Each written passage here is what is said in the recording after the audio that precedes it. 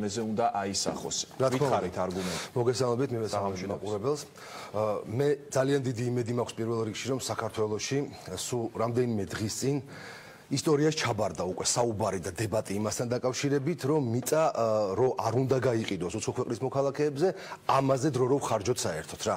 და ამიტომაც ამაზე აღარც უნდა ვისაუბროთ. ამაზეა ეს დებატი. არა, მესმის, მაგრამ იმედი მაქვს, რომ ძალიან მალე ეს აღარ იქნება, იმიტომ რომ ძალიან დიდი ბრძოლა ჩვენი ქვეყნის მოსახლეობის, რომელიც 2012 წლიდან იყო მოყოლებული, მას შემდეგ რაც 2012-ში ყოფილმა ხელისუფლებამ საკონსტიტუციო სასამართლოს გადაწყვეტილებით გასცა ბრძანება და დაიწყო მიწების გაყიდვა უცხო ქვეყნის მოქალაქეებზე, იქიდან მოყოლებული, იქ მორატორიუმს ერთი წელი ჰქონდა ყველაფერი, მაგრამ მიმდინარეობს სერიოზული ბრძოლა იმისათვის, რომ ეს უმნიშვნელოვანესი ღირებულება უცხო ქვეყნის მოქალაქეებს სამუდამო მფლობელობაში არ გადაეცა. არგუმენტი გითხარით. უამრავი არგუმენტია ამასთან დაკავშირებით, რომელიც ერთი ის, რომ არავითარი ინვესტიცია ტევადი დარგი ჩვენი სოფლის მეურნეობა და სასოფლო-სამეურნეო მიწების გასხვისება არ არის. ეს არის თითიდან გამოწოვილი ტყვილი, რომლითაც ლიბერალი წარმომადგენლები ცდილობენ მაპატიეთ და მოატყუონ და შეცდომაში შეიყვანონ და დააბოლონ საზოგადოება. ეს თუ ასე არ არის დღეს შესაძლოა ასე იყოს მუდმივად. არა, ეს არის აბსურდი. ეს არ არის ინვესტიცია ტევადი დარგი. მიწა არის აბსოლუტურად, დიახ, როცა მოგეკრებათ, რომ მიწა არის მილევადი რესურსი და მისი უცხო ქვეყნის მოქალაქეებისათვის სამუდამო მფლობელობაში გადაცემა არ შეიძლება იმის გამო, რომ გარდა იმისა, რომ ეს მიწა შეიძლება ან დააზიანონ, უბრალოდ შეიძლება არაფერში არ გამოიყენონ. მაბარატო ყიდულობს. ჰა, იცით რატო ყიდულობს? იმით 10 წლის მერე გაყიდოს სხვა უცხო ქვეყნის მოქალაქეზე გაცილებით უფრო ძვირად. კაპიტალის ესეთი ფორმით გაჩერება და მისი თქვათ დაბანდება ძალიან სერიოზული რამ არის მიწაში, იმიტომ რომ როგორც ვთქვათ, ძალიან თხოვთ ერთი წუთი. მეზობელიც უფრო ძვირად გაყიდეს, ესე იგი მთლიანად რეგიონში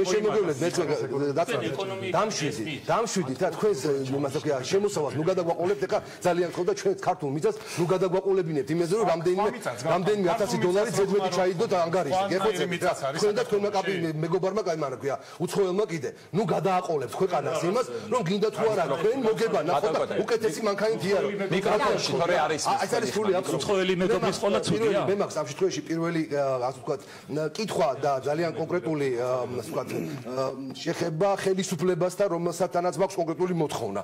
და ეს არის უპირველეს ყოვლისა უკავშირდება კონსტიტუციაში ჩასაწერ ფორმულირებას.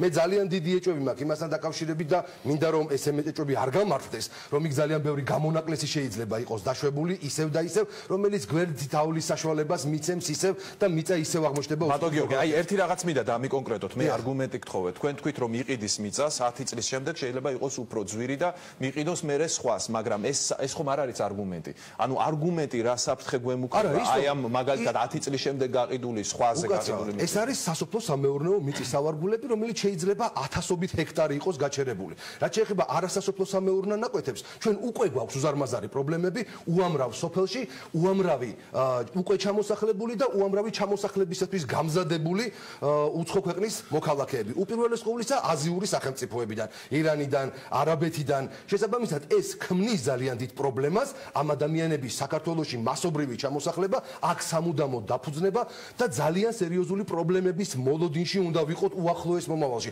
ადგილობრივ მოსახლეობასა და მათ შორის. უკაცრავად, მე მინდა ხელისუფლებას მივმართო, რომ ჩვენ უნდა შევზღუდოთ არა მხოლოდ სასოფლო-სამეურნეო მიწის გასხვისება უცხო ქვეყნის მოქალაქეებზე და მთლიანად იჯარა შევთავაზოთ. არენდომებად იჯარა, ჩამოვიდნენ უამრავი ცივი წყალი გვაქვს დავალევინებთ. არ შეიძლება ესე. უამრავი ქვეყანა იცავს ამ თავის ყველაზე მნიშვნელოვან. ეს არ არის კარგი, არასასოფლო-სამეურნეოზე ეს არ არის ჭიქა, რომელსაც გაყიდი და ამითი შემოსავალს ნახავ.